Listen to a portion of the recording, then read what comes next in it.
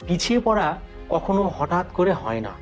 প্রথমে হয় ছোট ছোট আপোস, তারপর প্রার্থনা কমে যায়, তারপর আর বাইবেল পড়া ভালো লাগে না। আর এক সময় ঈশ্বরের কথাই শুনতে চায় না।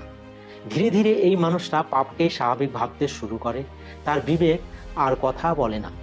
ঈশ্বরের সতর্কবাণী আর তার কানে যায় না।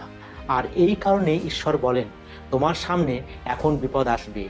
এই সিংহ, নেকড়ে, চিতা সবই একটা প্রতীক। এগুলো ঈশ্বরের সতর্কতা যে তিনি আর বেশি দিন চুপ করে থাকবেন না। কিন্তু ঈশ্বর এটা চান না যে কেউ ধ্বংস হোক। তিনি চান সবাই ফিরে আসুক, পাপ ছাড়ুক, নতুন জীবন পাক। তাহলে আজকের শিক্ষা কি? যদি আমরা ঈশ্বরকে ভয় না করি, আমরা ধীরে ধীরে তার থেকে দূরে চলে যাই। তখন প্রার্থনা, বাইবেল পড়া সব ঠান্ডা হয়ে যায়। শেষে আমরা এমন এক জায়গাতে চলে যাই যেখানে ঈশ্বরের শব্দ আমাদের কানে আর বাজে না। কিন্তু ভালো খবর হলো, ঈশ্বর এখনো আমাদের ভালোবাসেন। তিনি অপেক্ষা করেন আমরা যেন ফিরে আসি।